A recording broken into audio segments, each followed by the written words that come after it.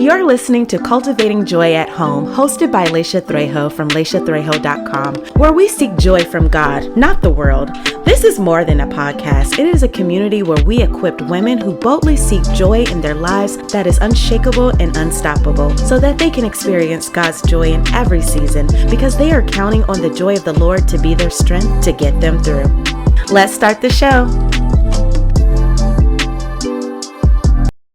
Welcome back to Cultivating Joy at Home. I am your host, Laysha, and I am also your joy seeker motivator, and I'm so glad that you're back. Today, we're going to be diving into a crucial aspect of personal growth, the journey of self-discovery. Did you hear me? The journey of self-discovery. And today's title is Mindful Living, Cultivating Joy in the Present. In the present, that means right now, right here and now.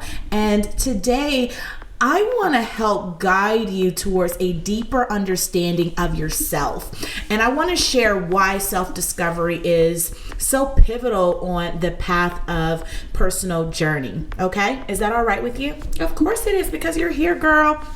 So, self-discovery is like peeling back the layers of an onion. It allows us to understand our core values, passions, and even our limitations. Without this knowledge, personal growth, it can feel like navigating without a compass, like you don't know what you're doing. You're all over the place. It's about uncovering the authentic self and aligning our actions with who we truly are.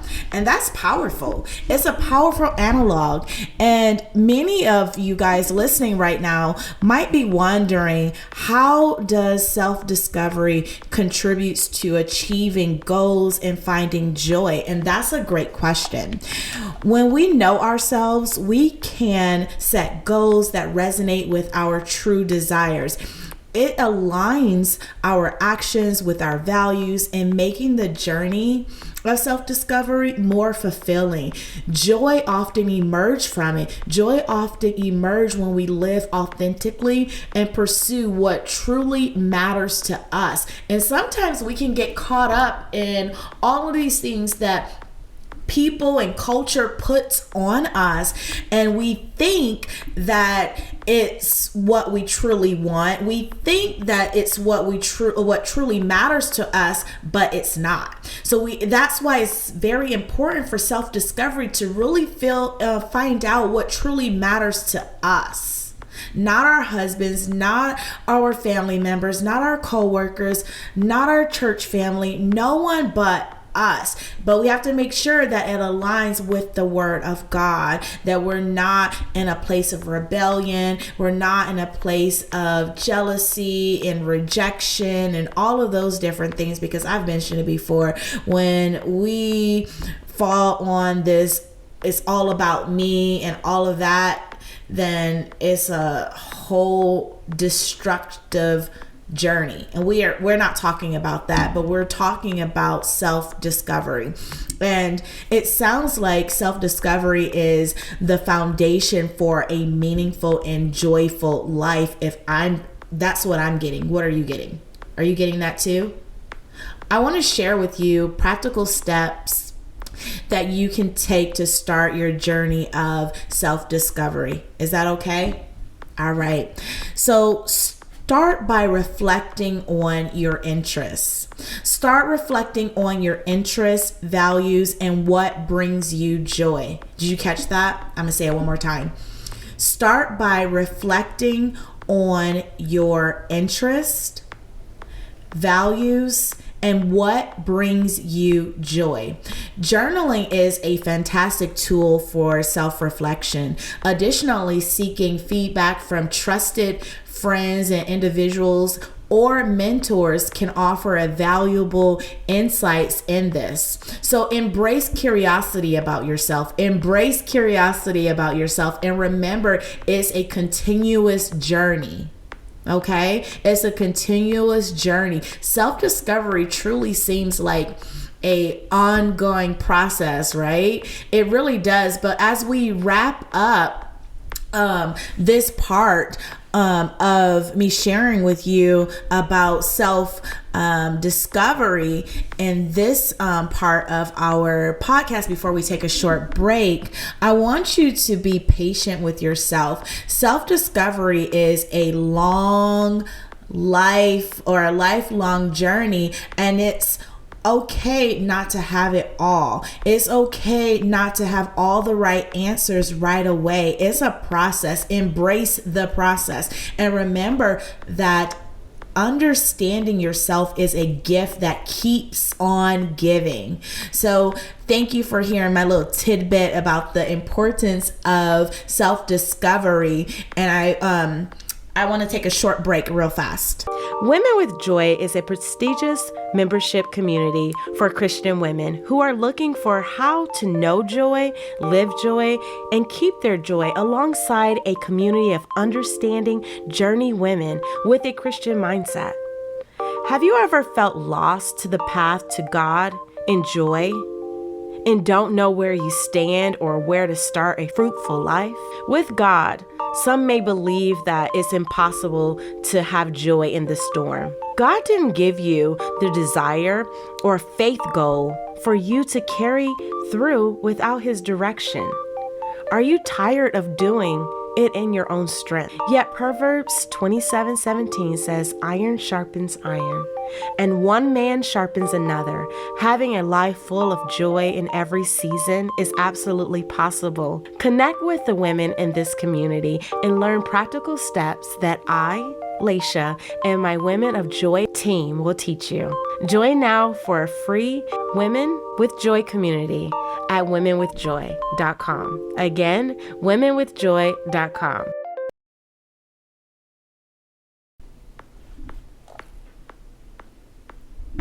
So I want to share with you my personal story of self-discovery. So I was once known of always being joyful and cheery and all of these things, and diligent and kind, always putting others before myself. And despite the external strength that I portrayed, there was a deep inner turmoil that I had to face. It was a feeling of a void that I couldn't quite understand. And I was like, what, Lord, what is this? Why do I feel like it was something missing? What is this void? And it wasn't to the constant going of church gatherings and conferences and things like that I was able to gather this wise teaching, and I was able to grasp the importance of self-reflection and the transformative power of prayer.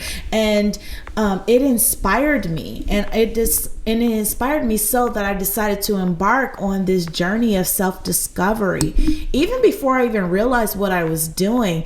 And it began by keeping a journal and writing in it, and I would write about experiences and emotions and thoughts. And this practice allowed me to identify patterns in my behaviors and uncover some deep-seated beliefs that I had. And it wasn't, so one of the techniques was gratitude. And once I incorporated gratitude into my daily prayers, just saying Lord, thank you for this, thank you for that, realizing even when it felt like I had nothing to be grateful for, there was always something: the roof over my head, the car to drive. It was always something that I had to be grateful for, because I knew that I was in a better position than a lot of people. And so I should be grateful for that and not take it for granted. So I would express thanks for the blessings in my life, and in cultivating a positive mindset that gradually shifted my perspective. And then another tool that I used was meditation, meditating on the Word of God, to allow it to really transform my mind, to get the stinking thinking out of my head, to take every negative thought captive and bring it under the obedience of Christ. For instance, when I felt like I was unloved, when I felt like no one cared about me, I had to remember, like, no, Laysha, that is wrong. That's what the world's telling you. This is what the negativity is telling you, but it is wrong, because God, the great I am, the Alpha or Omega, the beginning and the end, says that I am his beloved, that he loves me. So I had to make sure that I was taking those negative thoughts down and making it obedient to the thoughts of Christ, to the word of Christ, right? So I focused on that. I focused on just taking the time to really just take in those scriptures and living and breathing on it, and constantly remembering it, and making sure that I was at a place of stillness there. And when I say stillness, I don't mean like sitting at your desk or the table always. I mean like when you're at a stop sign, you're just consciously just intentionally being still and thinking about that word, thinking about the word of God. And then I was another technique. So that's not a technique, that's actually a tool. Another technique that I used was seeking guidance.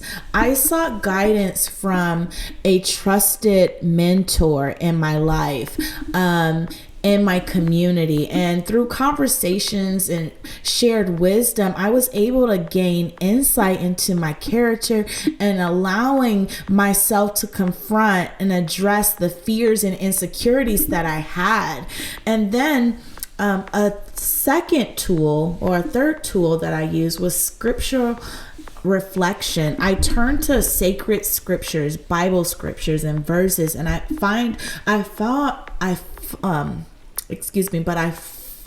was able to find solace and guidance in the passages that I read, and it spoke directly to my soul. And then the stories of resilience and faith and redemption resonated deeply within myself, and it provided a framework of my journey. And last but not least, the third technique that I used was community support. So I'm gonna be quite honest, this is one that actually I struggled with for a very long time in my life, was to be vulnerable, to seek out community support, because I was raised to be an independent woman, that I had to figure it out myself, and it was a sign of weakness to ask for help. So I had to, like an onion, peel all of that nonsense and those wrong beliefs about seeking help and seeking community support. So once I was able to do that, I found and I joined a small online community, and I was able to be vulnerable, and I shared my struggles and my joys with fellow believers, and they helped so much because I was able to hear their testimonies and their experiences and their stories, and it really helped to strengthen my resolve and help provided a sense of belonging, which we all need, because we're not to forsake fellowship. We're not meant as human beings to do life by ourselves. And let me tell you, I've had church hurt, and I've had moments of abandonment and rejection with groups. So it was very scary for me, and that's the reason why I created Women with Joy, because I wanted to provide a safe place for other women to be able to be a part of. And it's kind of getting their feet wet with the online community. That's a start. And then once they're able to, and they're getting comfortable with the online community, then they can start to join the actual live events that we have. So if that's you, please join my online community. I would love to have you there. So, because I want you to embrace these tools and techniques. And once you do this, just like me, it unraveled the layers of my true self. And the journey was not without challenges. Let me tell you, it was not without challenges, but through self-reflection and spiritual practices, I was able to discover a newfound sense of purpose and connection with my God, my creator, the one who said that I am fearfully and wonderfully made, and you are fearfully and wonderfully made too, sis. And you know what? My story became and is becoming an inspiration to others in my community, and it's encouraging them, and probably you too, to embark on your own journey of self-discovery and inner transformation. So this is going to conclude this episode. Thank you for sharing this time with me. God bless you and keep you, and I'll see you at the next episode. You've been listening to Cultivating Joy at Home podcast, hosted by Laysha Trejo. We welcome you to tune in every season. Make sure to visit our website at layshatrejo.com. YouTube channel, Laysha Trejo. Join the Cultivating Joy at Home movement, where you will know joy, keep joy, live joy on Facebook and Instagram. Be sure to share with your friends. Please subscribe to our show and leave a 5-star review on Apple Podcasts or your favorite podcast platform. Until next time, friends, thanks for listening. Bye-bye.